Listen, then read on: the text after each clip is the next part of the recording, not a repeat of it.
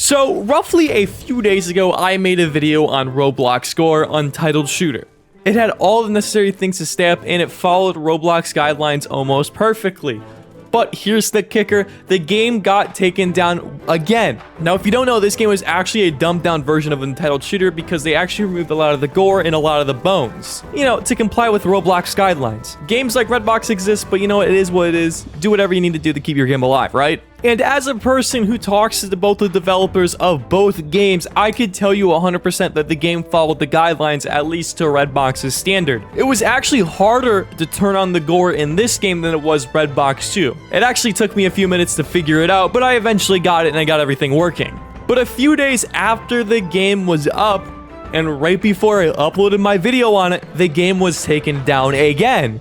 Now this time I was confused because usually these games get taken down after I make the video because obviously when I make a video on it, thousands upon thousands of people see it and they play the game. But before I made my video on it, this game probably had roughly like 20, 30 concurrent people playing on it at all times, which is really, really low. And because the game just got taken down right as I was uploading the video, I can't really just take back a video because a lot of time and effort was put into it. So I let the video stay up anyway, and I put down in the little comment section that I'm talking to the developer, and you know, things will hopefully be fixed soon because obviously it was a mistake. The game shouldn't have been taken down in the first place, and actually I was right. And so after talking to the developer, he decided, you know what, I'm gonna appeal this. Hopefully this gets unbanned, which, you know, Roblox moderation. It's not likely that it's gonna be unbanned. And to my knowledge, it never got unbanned through the appeal.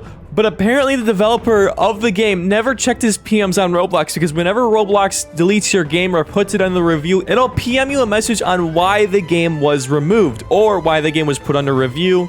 And so keep in mind that he had not done this for any other time before that. So all the games that he's ever made that have gotten banned for Roblox Gore, he had never checked the PMs. And I think everybody knows where I'm going with this, but this is actually the most funny thing in the world. Now, the true reason why this game was banned in Redbox, Neighborhood War, Combat Warriors, all those games weren't banned was because of a single syringe. I kid you not. And if you don't believe me, here is the ban message from Roblox. Hello, we are contacting to let you know that your game, Untitled Shooter, has been suspended and will require changes to be reopened. Your game has been suspended for the following reasons. Syringe found in garbage via 128, some random asset, okay? Please be sure to follow the Roblox terms and community rules to prevent future moderation of your games. So after all this time and all the videos I made asking why Roblox didn't ban Redbox 2 but banned this game was because of a single syringe that wasn't even in the game. And you might be asking, well, Corny, if it wasn't in the game, how did they get banned?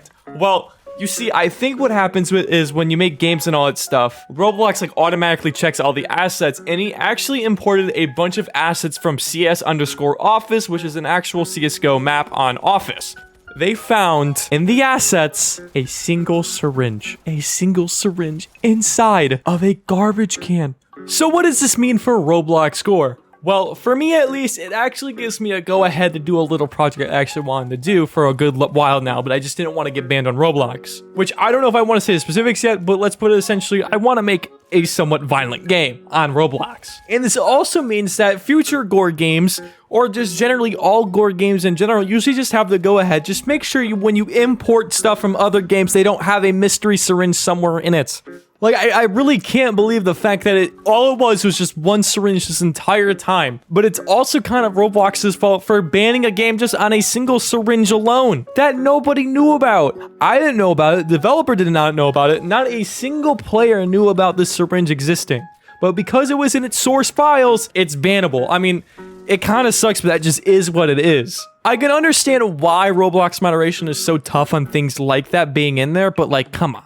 Obviously the intent wasn't for that, and I feel like even though I know the system is probably automated and somebody doesn't manually review it, they need to improve upon that so things like that does not happen again. So in all actuality, it really was Roblox's fault and the developer's fault. So if anybody's learned anything, double check your DMs on Roblox because you never know what's in there. I mean, yes, there's like the 90,000 scam messages while people want to use my avatar and they're gonna give me $500,000. But you know what? Those free Robux site links might actually work. That was a joke. Don't do that. But I think that's where I'm gonna leave it off here. Sorry for the shorter video today, but I thought this was too funny not to make a video on. So if you guys liked and you guys want to see more stuff like this, let me know in the comments down below, and I hope to see you guys in the next one. Bye bye.